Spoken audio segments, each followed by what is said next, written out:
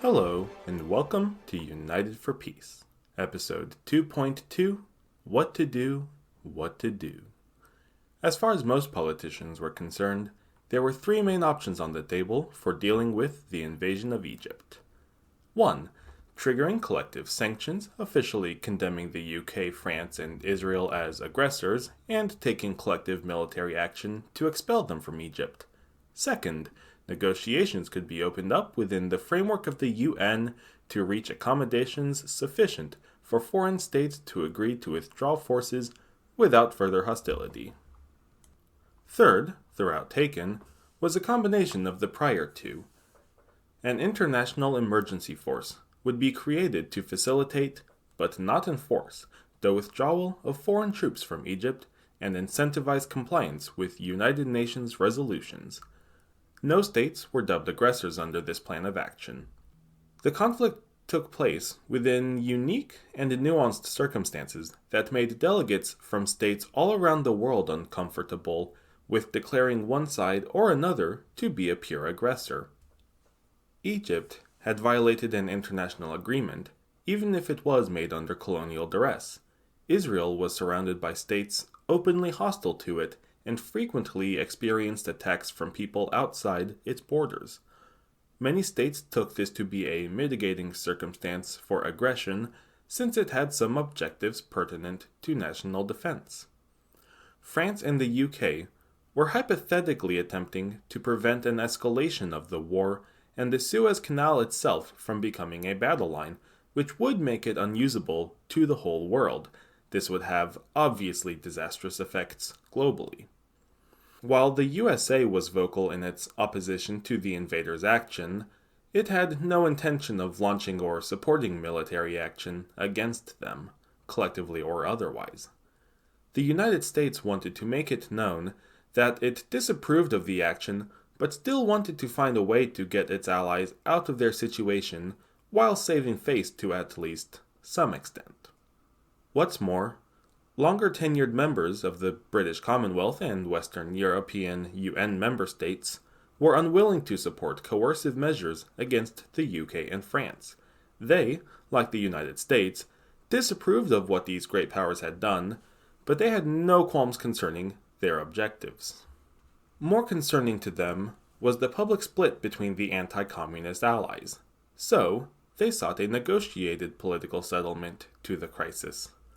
The communist and Afro-Asian member states, however, wanted to openly condemn the UK and France, as well as Israel, as aggressors, and to enforce an immediate ceasefire and withdrawal of forces with no further considerations. Meanwhile, the Arab states wanted not only all of that, but also for the UN to sanction Israel for what they called regular aggression and violation of international law. And I say what they called such because I am omitting my own opinion for what I hope are obvious reasons. Oh, and the Arab states also wanted the UN to provide direct assistance to Egypt, the quote aggrieved party, end quote, if a ceasefire and withdrawal could not be effected immediately. Purely coercive measures were not feasible because the United Nations would have to simply accept the invaders' refusal to ceasefire and withdraw, or else vigorously apply sanctions to them. Accepting such refusal would undermine the organization's reputation and legitimacy, but European and Commonwealth members were generally strongly opposed to sanctions. Beyond that, the United States would certainly not support military action against NATO allies. Sure, it reportedly, and plausibly so, considered using its own force to oppose its allies, but their reasoning against such action applied to UN possibilities as well. As well as this, anti-communist states would strongly oppose Soviet or other communist expeditionary forces in the Middle East, whether or not they were under official UN guidance or command. Into this situation steps Canada's Minister of External Affairs, Lester Pearson.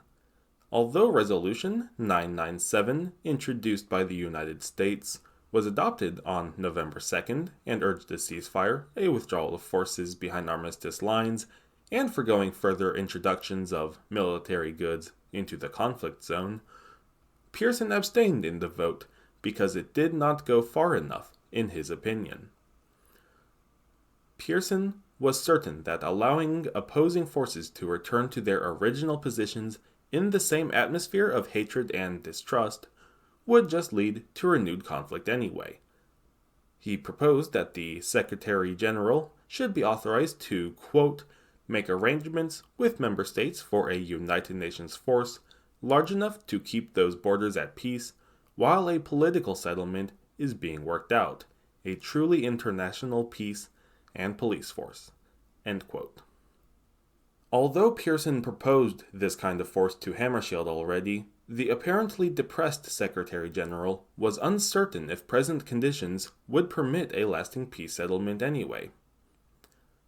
But things changed on the morning of November 3rd, when the United States ambassador to the United Nations showed Pearson a draft resolution he was drawing up, which requested the Secretary General to present a plan for just such a force to the General Assembly. Because of this support, Pearson outlined his force plan in detail to Hammarskjöld and his special assistant, Andrew Cordier, who we have met before. At this time, the Secretary General was convinced the plan might work, and the group started discussing how to get it going. They found preliminary support from Norway, India, and Colombia. They consulted the government of Egypt and kept the Commonwealth nations updated on the process. No nation concerned had yet come into compliance with Resolution 997, but the UK and France informed Hammarskjöld that they were willing to cease military action under the following conditions.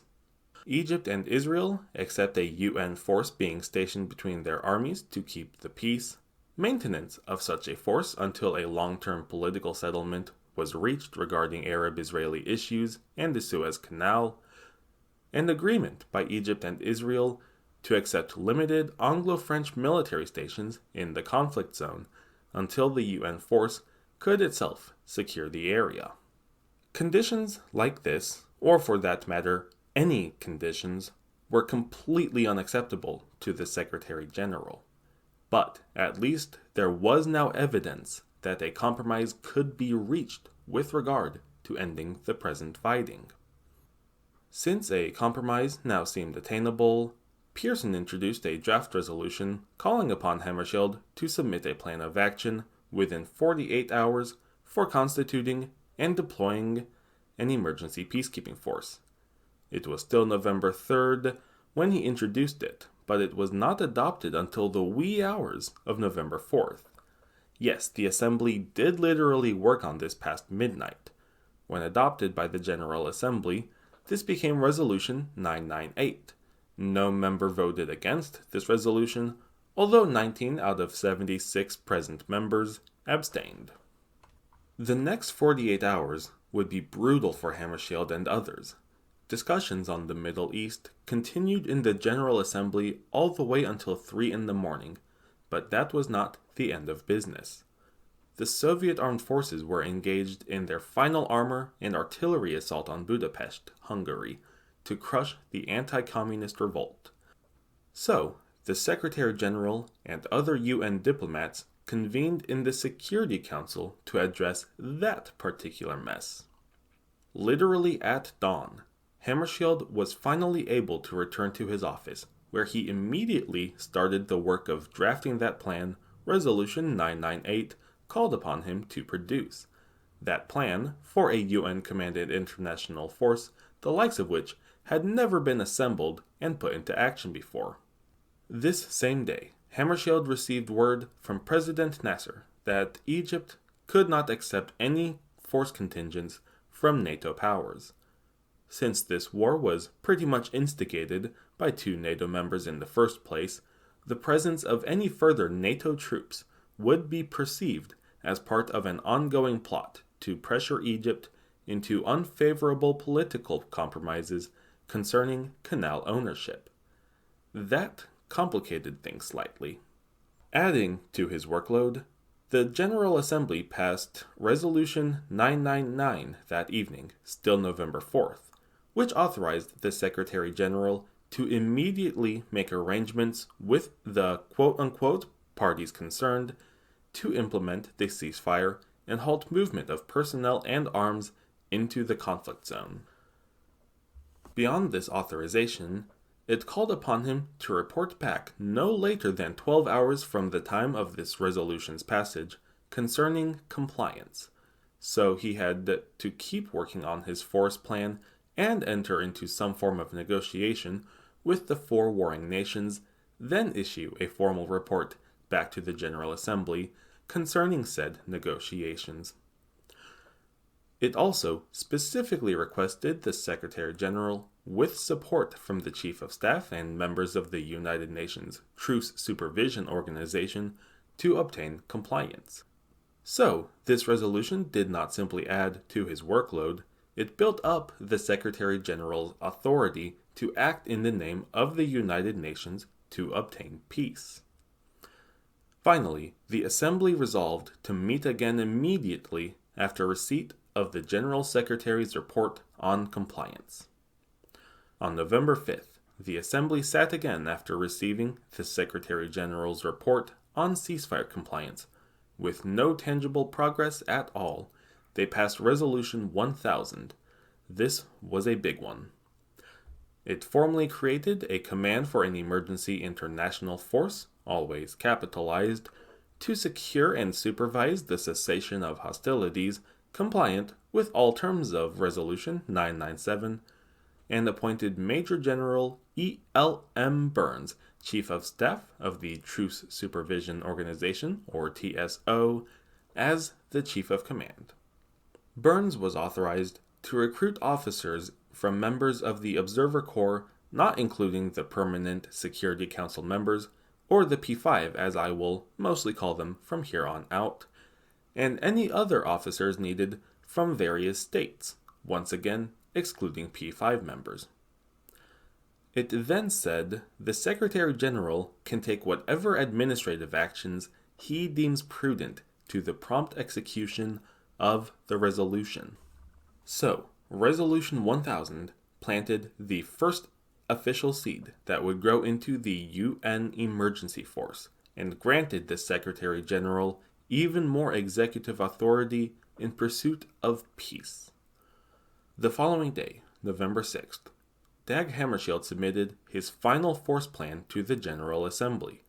Based on the principles laid out in the plan, Israel, France, the UK, and Egypt accepted an unconditional ceasefire.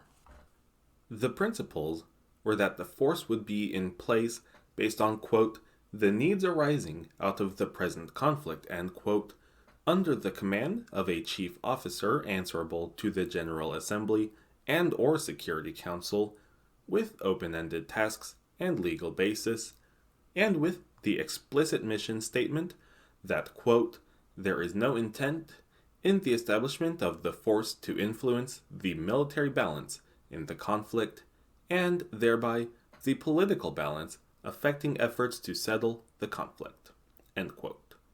This ensured that Egypt would consent to the presence of the force, that its presence would not benefit those invading Egypt, and that member states would cooperate with it. Finally, on November 7th, 1956, the Assembly passed Resolution 1001, which approved the Secretary General's plan for using the capital F force to secure the sought-after ceasefire. That is, it authorized the Secretary General to array and deploy the United Nations Emergency Force. It also approved the basic plan for financing the force and gave the Secretary General all administrative and executive power over the force, effectively setting him up as a sort of commander-in-chief. Finally, the resolution created an advisory committee with the Secretary General as chair, which would handle those aspects of developing and planning the operation not under the direct responsibility of the Chief of Command. It also, importantly, had the authority to convene the General Assembly for matters it deemed urgent or broadly important enough for consideration by the whole body. The first United Nations Emergency Force was now an official entity with a chain of command and financial superstructure. The Assembly ended the day by passing another resolution, 1002, which essentially summarized the United Nations demands for Israel to withdraw to the armistice line of 1949 and for the UK and France to withdraw from Egyptian territory. It further urged the Secretary General to communicate this resolution to all relevant parties and report to the Assembly on compliance with it. Spoiler alert, there would be no immediate compliance. Based on how Hammarskjöld and the General Assembly approached the force, the following conditions seemed set in stone. The UN needed an agreement with members concerned to deploy the force. Host states had to consent to offered troop contributions from other members. Personnel and material contributed could only be used as contributing states permitted, and the force could only be stationed in a state's territory with its consent. Although the force would have a paramilitary flavor, its objectives were not to be military ones. It would function only upon the consent of nations concerned, and not, quote, guided by the needs which would have existed had the measure been considered as part of an enforcement action, end quote. That is, the force would not act as one of occupation, as you might expect of a military force combating an opponent who does not want to give up their positions. Nonetheless, securing a cessation of hostilities would in fact require some military functions, and, whatever was said before, it was determined that, quote, the basic political decisions of the Assembly, of course, constitute the fundamental law of this whole operation, end quote. Now, Hammarskjöld continued to be at the center of the operations organization. He maintained the authority and the initiative to issue all regulations and instructions which might be considered essential to the effective functioning of the force, after consulting with the advisory committee, of course. And on November 7th, after his second report was approved overwhelmingly by the Assembly, he engaged in talks with the governments of various member states over offers to participate in the force. As you may have noticed, Hammarskjöld and staff's role in creating the force was extraordinary. They held exploratory talks with Lester Pearson, prepared a plan from November 4th, consulted member states on the nature and purpose of the force, negotiated with member states regarding force contributions, helped Major General Burns organize the force itself, and was tasked with issuing rules and regulations subject only to a committee's advice. Besides this, Hammarskjöld had to make arrangements with the UK, France, and Israel for instating a ceasefire and withdrawing troops, as well as with Egypt for the entry and stationing of UNEF troops. And this all happened, within a period of 4 days if you include November 4th itself. It's absolutely astounding how much work was done in these short days. Now, this would all be valuable experience for Hammarskjöld and company when the Congo crisis erupted in 1960. The ability to pull a force together and deploy within 48 hours probably would not have existed without this prior mission.